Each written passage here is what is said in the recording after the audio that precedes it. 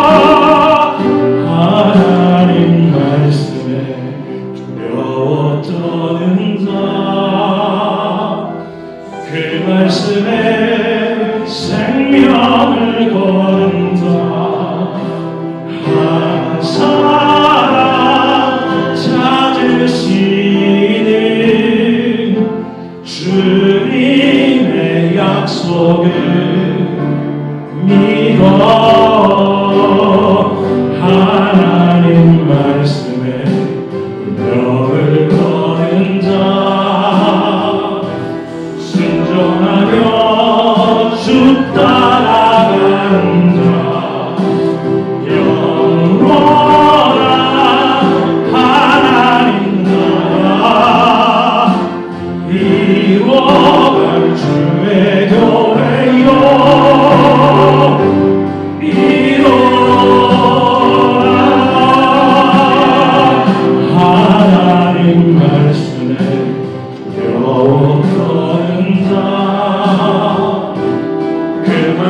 말씀에 생명을 건다 한 사람 찾으시는 주님의 약속을 믿어 하나님 말씀에 운명을 거는 자 순종하며 주 따라가는 자 영원한 하나님 나라 이루어갈 주의 교회여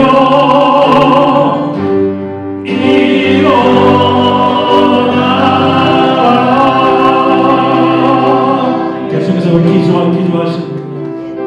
주는 그리스도시여 살아계신 하나님의 아들이십니다. 바울의 고백, 베드로의 고백에 바랍니다.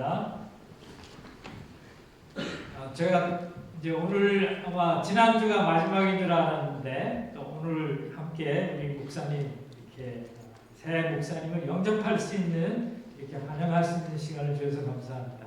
그동안에 자주 뵙지 못하던 우리 성도님들도 오늘 함께 나와서 이렇게 예배드려서 너무나 감사합니다. 기쁜 마음으로 주의 이름으로 환영합니다. 그동안에 여러 차례 나누었던 데살로니가전서 2장 4절 말씀으로 다시 한번 우리 교회의 본문의 말씀을 드리겠습니다. 오직 하나님의 옳게 여기심을 입어 복음 전할 부탁을 받았으니 우리가 이와 같이 말하면 사람을 기쁘게 하려 함이 아니요 오직 우리 마음을 감찰하시는 하나님을 기쁘게 하려 합니다. 아멘. 아마 우리 카톡에 계신 그 단톡방에 계신 분들은 아마 두 번 제가 이렇게 보내드린 카톡을 보셨을로 생각이 됩니다. 할렐루야. 오늘 드디어 우리 필그림 교회와 소망교회가 합하여서 새 담임 목사님 박도순 목사님을 모시고 취임하는 겸 저는 또 퇴임하는 예배를 드릴 수 있어서 우리 하나님께 감사와 찬양을 드립니다. 먼저 지난 1년 반 동안 우리 보스턴 북서부 쪽의 지역의 복음 전파를 위해서 수고하며 열심히 섬겨주신 우리 교우님들 한 분 한 분에게 주의 이름으로 축복하고 또 감사드립니다. 부족한 제가 여러 가지 우리 교회를 섬기는 가운데 저의 질수물로 인하여서 하나님의 뜻보다는 내 뜻이 먼저 나와 우리 서로를 아프게 했던 그런 죄가 생각이 납니다. 우리 소망교회도 예외가 아니었는데 저의 인간적인 부족함으로 우리 교회에 어려움이 있었던 것을 다시 한번 용서해 주시고 또 우리 하나님께 앞에 회개합니다. 이제 필그림 교회도 그동안에 우리 박 목사님을 모시고 복음 전파를 위해서 여러 가지로 수고하시고 교회 사명을 다하시느라 수고하셨는데 이제 소망교회와 연합하여서 우리 박 목사님께서 앞으로 계속 담임 목사님으로 계실 테니까 이름은 소망교회로 바뀌었지만 그러나 두 교회가 합쳐서 이제 그동안에 배우고 훈련받고 또 깨달은 지혜와 복음 전파의 사명을 더욱 잘 감당하셔서 이제 새로운 각오로 우리 주님을 갑절을 더 기쁘시게 해드리고 연합된 아름다운 모습의 그런 소망교회가 될 수 있도록 간절히 축원합니다. 여러 번 말씀드린 대로 앞으로 연합된 소망교회의 코치는 누구라고 그랬어요? 성령님이라고 그랬어요. 성령님. 그리고 주장은 누구예요? 우리 소망교회 팀의 주장은 새 주장은 우리 박도순 목사님이래요. 지난번에 제가 그 축구팀을 얘기했지만 축구 선수들이 개인적으로 아무리 훌륭해도 코치 명령과 주장 선수의 명령을 잘 이렇게 합하고 서로 협력하지 않으면 그 교회는 망할 수밖에 없어요. 그래서 이제 앞으로 우리 성령님 코치를 세상에서 가장 위대하신 성령님 코치를 모신 우리 소망교회 이제 또 정말 주님 사랑하시는 우리 박도순 목사님 주장 선수를 이제 모시고 교회가 한 팀이 되어서 모든 다른 악한 사단의 괴계를 물리치고 주님 앞에 영광을 돌리는 귀한 교회가 되기를 다시 한번 축원합니다. 이제 우리 교우님들이 참으로 한 팀이 되어서 내가 먼저 골을 넣는 게 아니라 힘을 합쳐서 영혼을 주님 앞으로 인도하는 귀한 교회가 되기를 간절히 바라고 기도합니다. 오늘 우리 주종옥 권사님이 늘 말씀하시는 게 하나 있습니다. 우리는 별거 없어요. 뭐죠?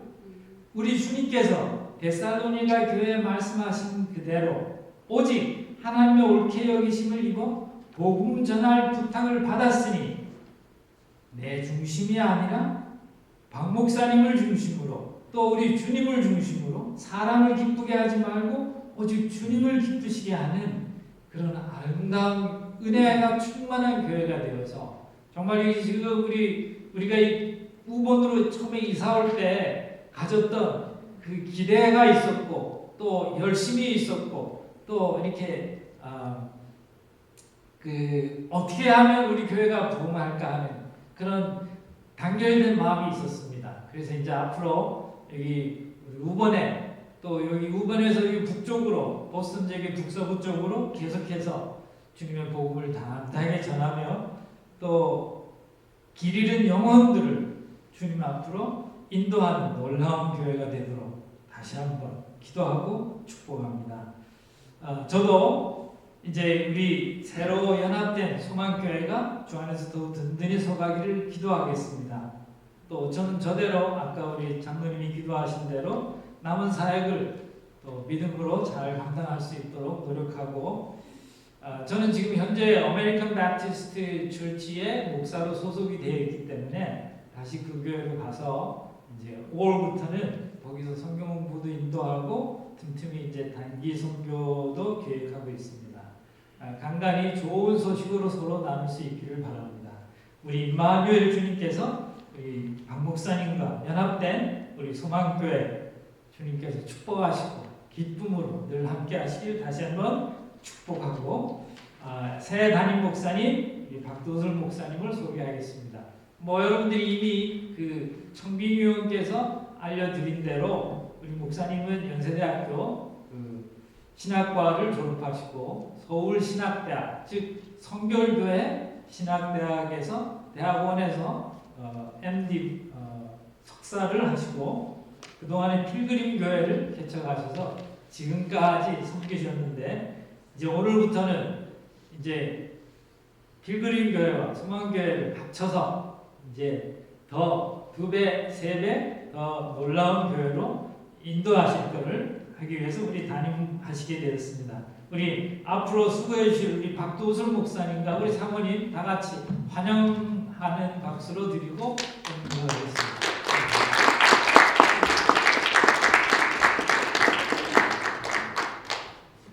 예, 설교하기 전에 저와 저희 집사람이 앞에 나와서 인사 한번 하겠습니다.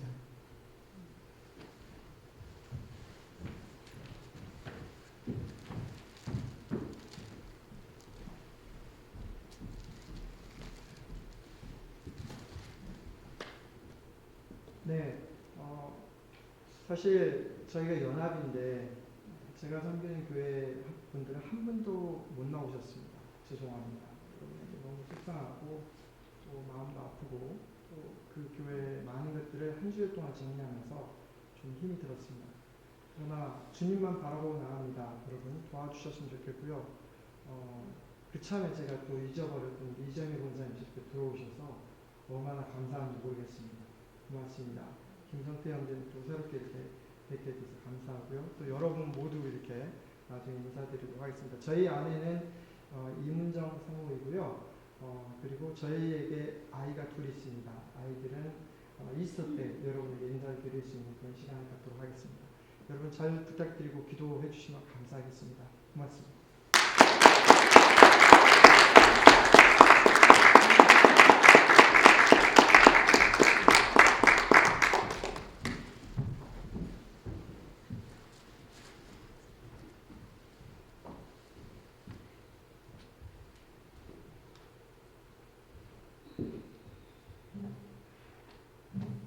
오늘 하나님의 말씀은 마태복음 16장 13절부터 19절까지 보도록 하겠습니다.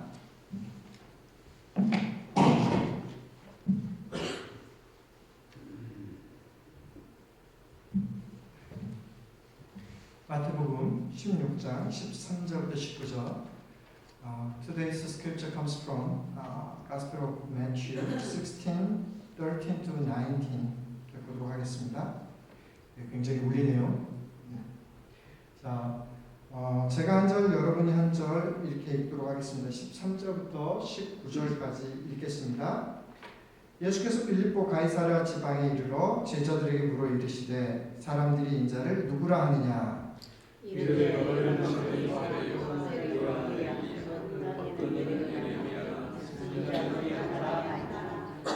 이르시되 너희는 나를 누구라 하느냐?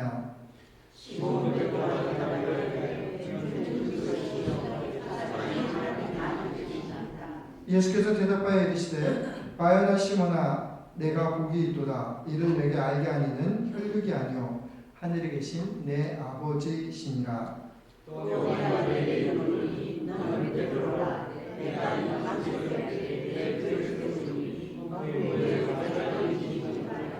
같이 읽겠습니다. 내가 천국 열쇠를 내게 주리니 내가 땅에서 무엇이든지 내면 하늘에서도 내 것이요 내가 땅에서 무엇이든지 풀면 하늘에서도 풀리리라 하시고. 아멘. 기도하겠습니다. 하나님 아버지 고맙습니다. 주의 복된 재단에 저희를 인도하여 주시고 하나님의 그 은혜의 자리에 참여할 수 있게 도와주셔서 고맙습니다. 이 시간 하나님의 말씀을 증거하고자 합니다. 인간의 모습은 가리워 주시고 오직 주의 말씀만 선포되게 도와주옵소서. 주의 말씀이 우리의 마음을 움직일 때 아멘하고 순종할 수 있도록 도와주옵소서. 감사하고 예수님 이름으로 기도합니다. 아멘.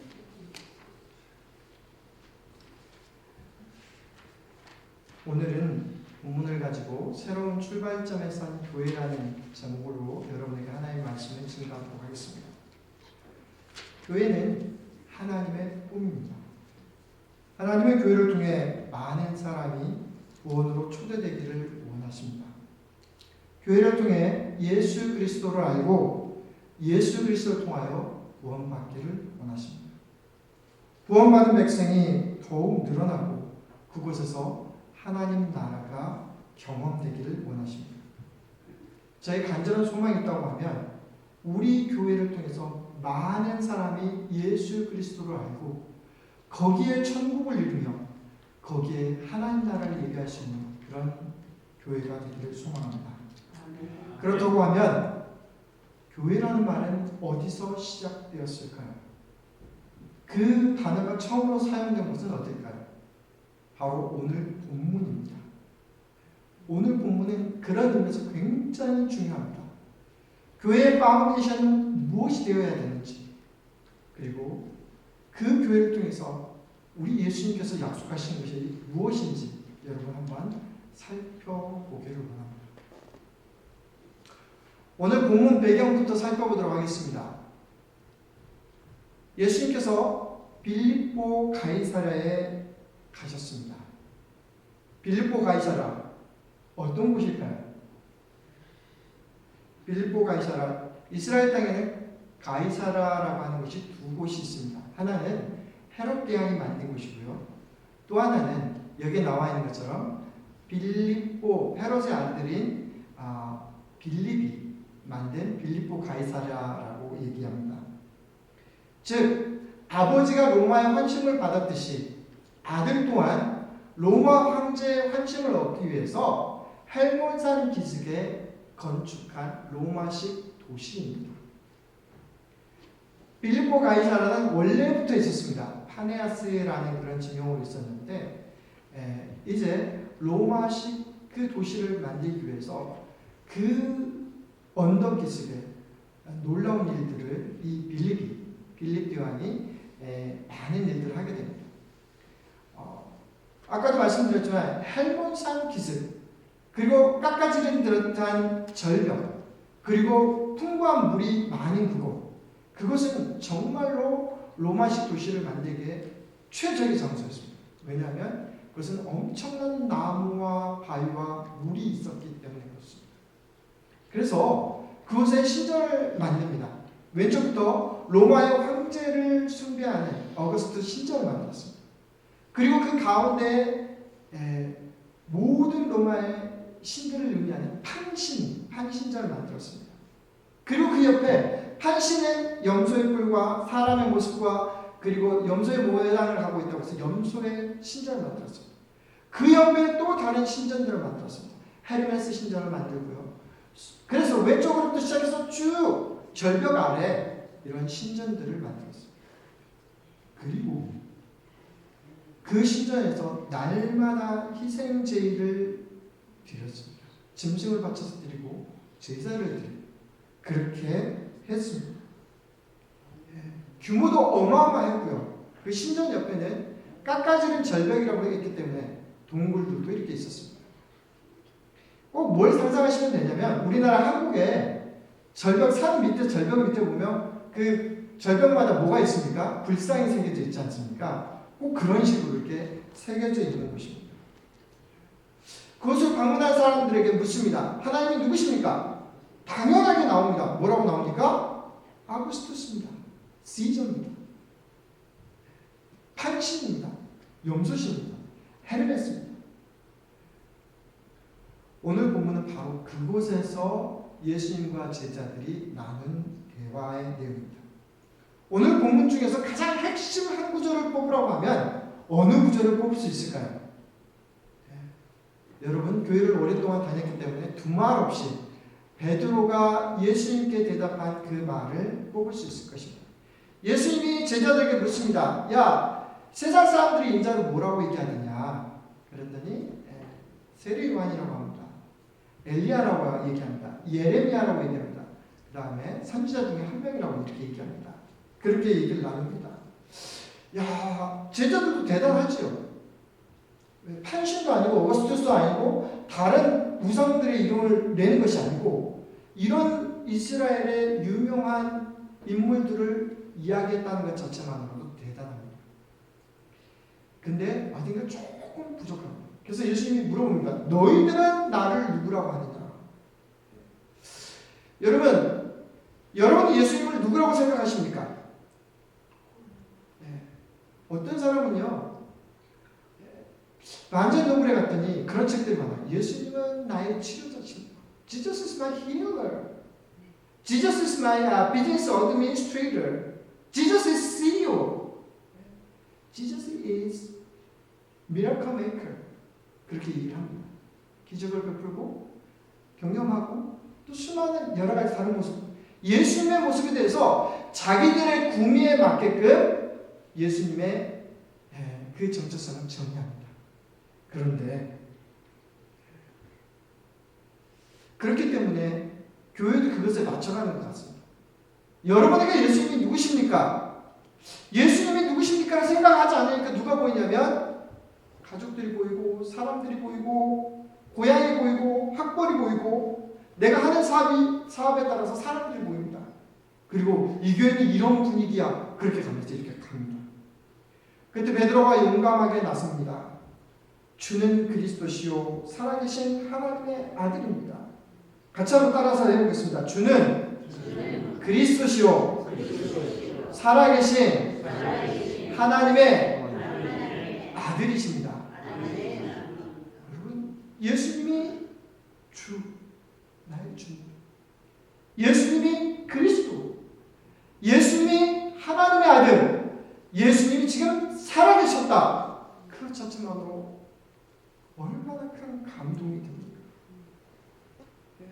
예수님이 정답 발견하시거나 내가 복이 있도다. 너 스스로 얘기한 것 같은데 이 대답은 하나님께서 내게 복을 주셔서 내게 말씀하신 대답이다.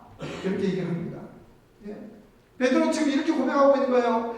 예수님만이 나의 전부이십니다. 나는 예수님 때문에 구원을 얻고 예수님으로 말미암아 영생을 얻었습니다. 나는 예수님께서 지금 살아계신 하나님의 아들이심을 믿습니다. 나는 그 예수님 한 분만으로 족합니다. 그렇게 고백하고 있습니다. 신앙생활을 하다 보니까요. 우리 마음이 정말 중요합니다. 특별히 우리 마음 가운데서 예수님의 자리가 어디에 있느냐가 중요하더라고요. 예수 믿고 세례 받고 나서 예수님이 내 마음 한가운데 있었는데 어느 순간부터 예수님을 밀치기 시작합니다. 처음에 한가운데 있다가 늘 날마다 책으로 보시다가 점점 밀칩니다. 이거는 내가 더 잘 알아요. 예수님 잠깐만요. 조금만 옆으로 가세요. 조금만. 예수님 이건 제가 경험해 봤어요. 조금만 더 가세요. 예수님의 자리를 점점 세상의 것으로. 예수님 저 지금 자식들 키워야 돼요. 예수님 조금만 옆에 가 계세요. 예수님 지금 장사한다고 제가 정신이 없어요. 리스가 안 된다고 그러면 어떻게 해요? 예수님 잠깐만 좀 계세요. 예수님의 자리에 내 생각과 의지를 부여합니다. 그러면서 예수님의 자리에 점점 가져갑니다. 우리 입술과 머리로는 이런 상황에서 예수님이라고 하면 어떻게 하실 것인지 분명히 알지만 실질적으로 이 일이 벌어지면 내 경험과 지식이 어김없이 그것을 잘한다는 것입니다. 그래서 사람을 예수님의 눈으로 보는 것이 아니라 실질적인 이해관계, 저 사람 나를 잘 도와줄 것인지, 저 사람 나를 잘 이끌어줄 것인지, 혹은 내가 저 사람과 사귀었을 때 도움이 될 것인지 말 것인지, 그렇게 관계를 맺기 시작합니다. 이것이 참된 사랑의 관계입니까? 제가 한국에 계신 목사님들 중에 김동훈 목사님 참 좋아합니다. 김동훈 목사님이 이 부분을 이렇게 해석했습니다. 베드로의 신앙 고백을 하나님이 주인 되시는 교회로 해석하고 하나님이 주인이 되시는 교회를 하겠다고 하나님께 소원하였다. 지금 내가 이 글을 쓰고 있는 시간은 미국에서 공부를 하고 있는 큰아들 마지막 논문 디펜스를 하고 있는 시간이다. 큰아이가 고3 때 공부해서 남조라 5,000명을 먹이는 사람이 되거라 라는 말을 들은 후 정말 열심히 공부하였다. 나는 공부하는데도 신앙 고백이 필요하다고 생각한다. 공부의 목적과 주인이 하나님이 되게 하시는 것이 공부의 신앙 고백이라고 할 수 있다. 공부해서 남주라라는 말은 내가 내 공부의 주인이 되지 말라는 말이다. 공부의 목적을 공부의 주인이신 하나님의 뜻에 두라는 말이다. 베드로의 신앙 고백은 저와 여러분의 정체성과 우리 교회의 정체성과 여러분이 사업하고 비즈니스하고 회사 다니고 공부하고 자녀를 키우는데 반드시 적용되어야 할 신앙 고백입니다. 교회 안에서만 그것이 적용된다고 하면 여러분은 이론에 그친 머리만 큰 그런 신앙인으로 바뀌게 될 것입니다. 사랑하는 성도 여러분, 그런 의미에서 여러분의 삶을 한번 전반적으로 한번 돌아보고 신앙 고백을 새롭게 하실 수 있는 저와 여러분 되시기를 주의 이름으로 축원합니다. 아멘. 예수님은 베드로의 신앙 고백을 정말 귀하게 여기셨습니다. 복이 있도다. 확인하시나 내게 복이 있도다. 그러면서 세 가지 약속을 합니다. 첫째가 뭐예요?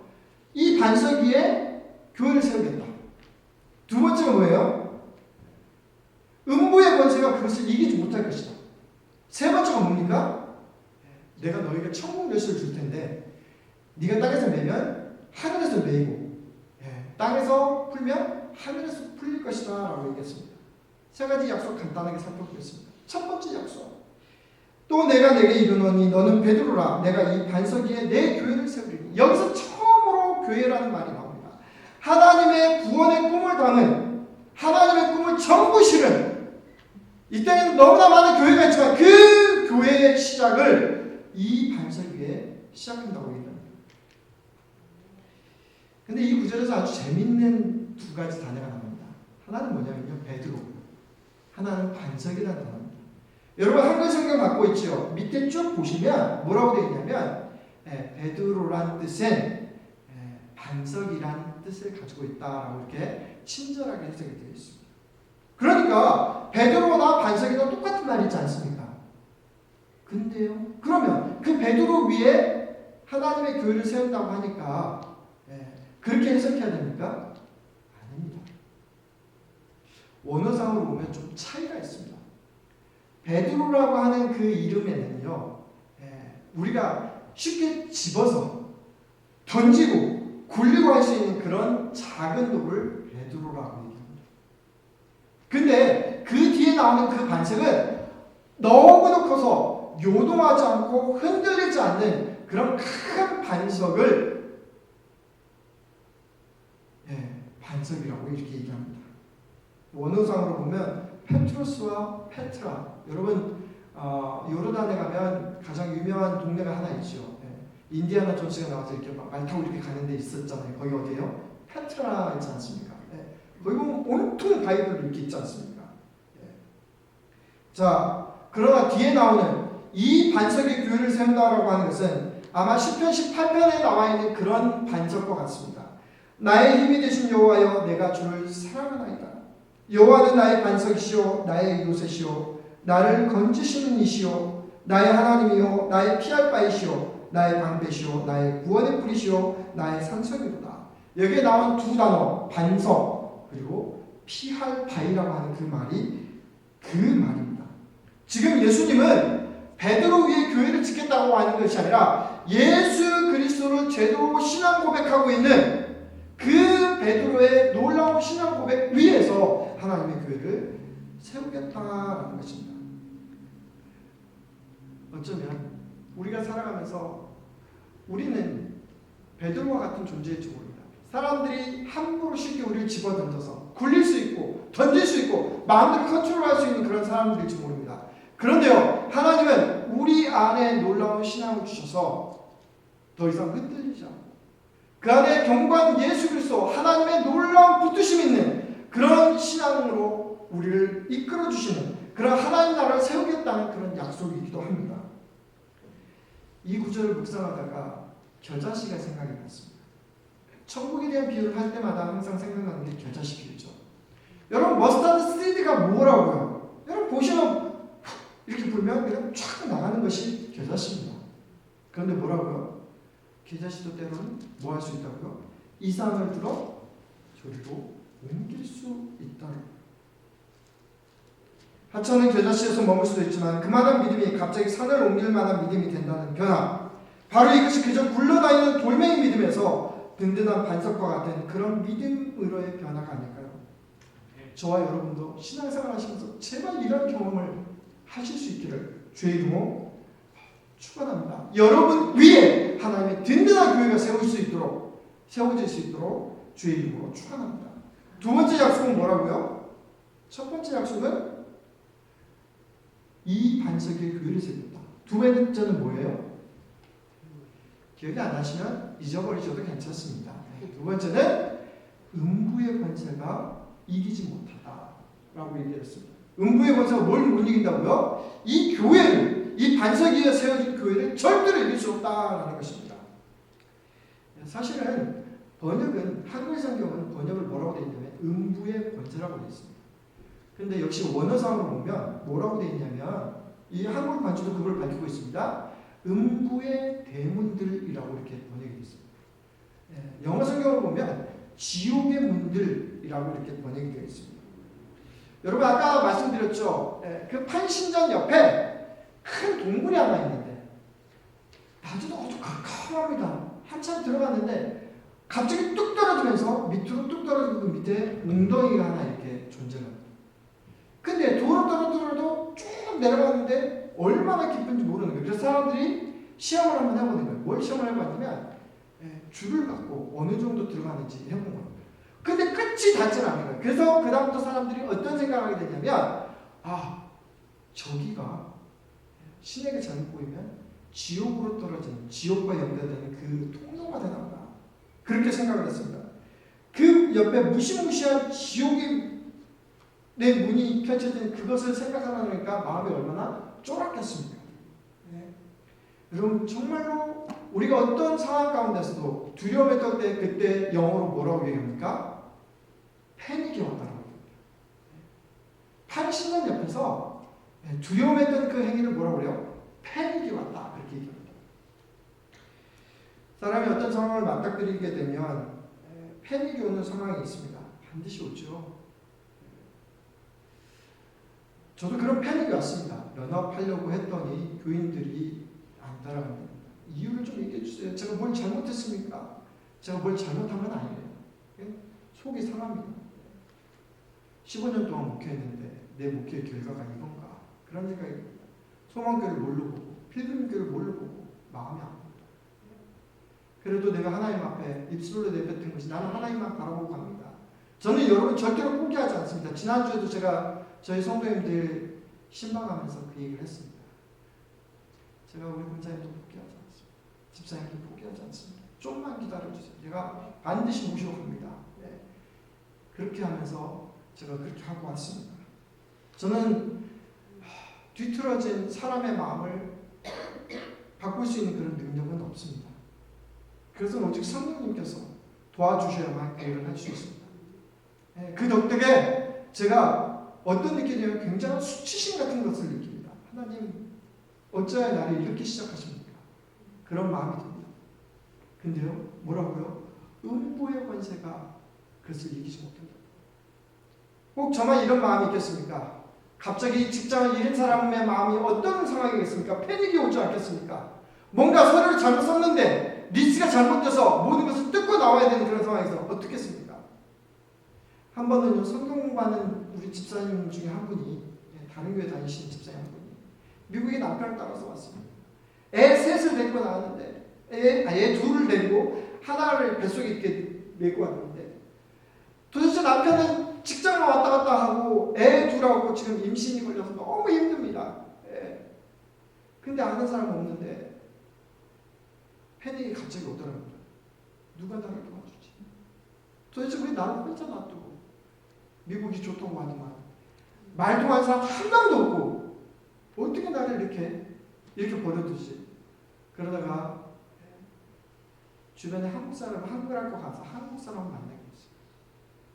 그리고 어떤 부부가 그 가정을 자기 집으로 초대를 했는데 텃밭이 있고 그 텃밭에서 상추를 뜯어가지고 바베큐를 해서 먹여주는데 그렇게 맛있더랍니다. 지난 20년 동안 제일 자기 머릿속에 기억나는 게 애 베고 있는데 너무 힘든데 자기에게 쌈 싸줬던 그 사람의 모습이 그렇게 기억이 나더랍니다. 무엇을 얘기합니까? 패닉의 순간에 나 혼자서 이길 줄 알았는데 믿음으로 이길 줄 알았는데 절대로 그게 안 됩니다. 누가 해결할 수 있습니까? 교회에서 그것을 해결할 수 있도록 우리가 단합된 힘으로 그 사람에게 나아가야 된다는 것입니다. 때로는 말 못할 정신적인 문제, 부부나 자녀 문제, 또 믿었던 사람들에게 느끼는 그런 배반이나 수치심을 우리는 혼자 스스로 이겨내려고 할 때가 너무나 많이 있습니다. 그럴 때마다 쫙쫙 넘어집니다. 믿음으로 이긴다고요? 우리 안에 드는 의심은 우리 스스로 해결할 수가 없습니다. 근데 옆에서 장로님이 집사님 가만히 있어봐. 내가 기도할게. 권사님이 내 손을 꽉 붙잡아주면서 울지 마. 내가 좀 붙잡아줄게. 네, 그렇게 했을 때 여러분은 우리 안에 교회됨을 느낄 수 있습니다. 예수님께서 뭐라고 얘기합니까? 반석 위에 세워진 믿음의 교회를 음부의 권세가 결코 이기지 못한다고 얘기하고 있습니다. 패닉의 상황에서도 믿음의 공동체인 교회를 통해서 넉넉히 이길 지혜와 능력을 허락해 주셔서 마침내 우리에게 승리를 주신다는 것입니다.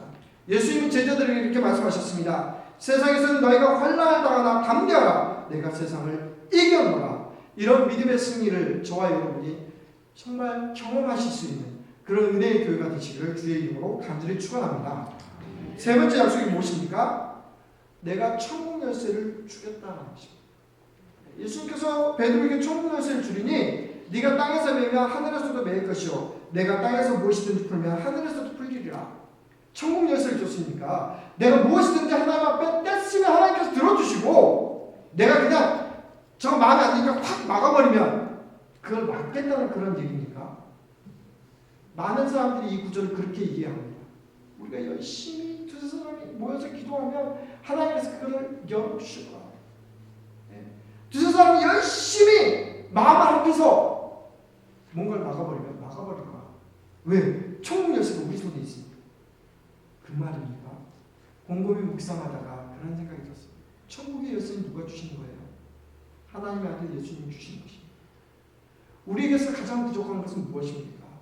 하나님을 향한 열심보다 하나님의 뜻과 하나님의 마음이 있지 않습니까? 우리가 제대로 된 신앙 고백 안에서 하나님께 나아갔을 때 우리는 하나님의 마음을 읽을 수 있습니다. 하나님의 마음을 헤아릴 수 있습니다. 그래서 예수님께서 날마다 아침마다 기도하시고 저녁마다 기도하셨던 그 첫 번째 이유가 뭐냐면 내 마음 알아주세요 아니었습니다. 내 소원 알아주세요 아니었습니다. 무엇이었습니까? 하나님 나라와 그의 뜻이 무엇인지 알려달라고 기도했던 것입니다. 그렇게 됐을 때 우리는 어떻게 됩니까? 땅에서 하늘로 연결이 됩니다. 그렇게 됐을 때 우리가 알아야 있는 여러 가지 문제들이 다 해결될 수 있다라는 것입니다. 그렇게 됐을 때 두세 사람이 간구하는 곳에 하나님의 놀라운 그런 역사가 일어날 수 있다라는 것입니다. 세상에 막힌 것들이, 단절되는 것들이, 눌린 것들이 뚫릴 수 있다라는 것입니다. 그래서 해결할 수 있는 것은 오직 하나님밖에 없습니다. 사랑하는 성도 여러분, 말씀을 정리합니다. 하나님은 보스턴 소망교회라는 이름 아래 저와 여러분을 믿음의 공동체로, 구원의 공동체로 불렀습니다. 그리고 지금 우리는 새로운 출발점에 서 있습니다. 저와 여러분에게 있어서 가장 중요한 것은 무엇입니까? 왜 이 자리에 앉아서 예배하게 하십니까? 하나님은 다시금 우리에게 올바른 신앙 고백을 원하십니다. 그 신앙 고백은 교회 안에서뿐만 아니라 교회 밖으로 우리의 일터와 사업과 학업의 현장까지 연결되기를 원하십니다. 어쩌면 보스턴이, 저는 보스턴에서 99년에 왔으니까 26년 차입니다. 보스턴은 어쩌면 우상이 즐비한 빌립보 가이사를 갔습니다. 우상의 모양만 바뀌었다 뿐이지 자본주의가 최고의 학문과 테크놀로지 기술이 그 자리를 대체해가고 있습니다. 포스트 모더니즘 아래 각기 개인이 좋아하는 대로 자기가 원하는 대로 무엇을 하든 상관하지 않게 되었습니다. 그렇기 때문에 동성애에 대해서 무감각해졌습니다. 심지어 몇 년 전에 사탄교가 호텔 하나를 빌려가지고 집회를 열어도 끔찍하지 않을 정도로 그렇게 우리의 혼을 쏙 빼먹는 곳이 되었습니다. 그런 곳에서 우리에게 예수 그리스도의 복음이 얼마만큼의 값어치가 있습니까? 말씀의 자리는 도대체 어디에 있습니까? 복음의 나침반을 읽고 교회를 더 이상 나가지 않고 방황하는 그 수많은 사람들에게 우리 교회는 어떤 존재로 자리매김하고 있습니까? 사랑하는 성도 여러분, 저는 담대히 외쳤으면 좋겠습니다. 오직 예수님만이 우리의 구원자이십니다.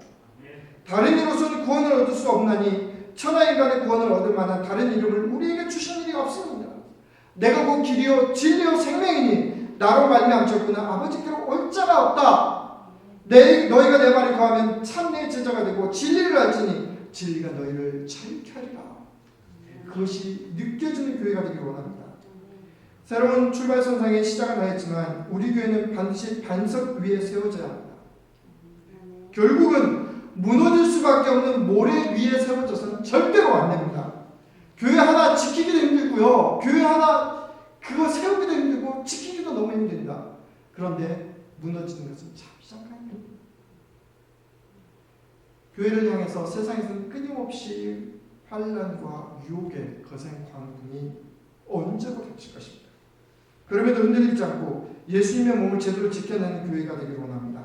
그렇게 다시 한번 복음으로 함께 지어져가는 그런 교회가 되기를 원합니다. 제 마음 가운데 뜰이 알이 생각났습니다. 우리 교회 세 가지가 있었으면 좋겠어요. 뜰이 알. 첫 번째 알은 Restore our souls. 우리 영혼이 좀 살았으면 좋겠다. 다시 한번 회복됐으면 좋겠어. 두 번째는요. 두 번째 알은 Revive. Revive our heart. 우리의 마음이 너무나 즐거워서 하나님의 일을 하는 데 있어서 기쁨으로 사랑보지 않고 기쁨으로 즐겁게 아낌없이 헌신했으면 좋겠다. 세 번째 알이 뭐냐면 Renew our lives. 우리의 복음으로 우리의 삶이 그렇게 변화됐으면 좋겠다. 그게 진짜 교회이지 않겠습니까? 사랑하는 성도 여러분, 우리에게는 믿음이 있고 하나님 우리에게 새로운 역사를 준비하셨습니다. 우리가 믿음으로 그곳에 들어갈 때 하나님 크게 역사하실 것입니다. 저는 그것을 이미 경험했고 앞으로도 역사하실 것이라고 믿습니다. 지금까지 내가 하나님께서 베풀어 주신 그 은혜에 만족하는 것이 아니라 지금부터 앞으로 베풀어 주실 그 하나님의 놀라운 은혜에 같이 동참할 수 있는 저와 여러분 되시기를 주의 이름으로 간절히 축원합니다. 기도하겠습니다. 아버지 하나님,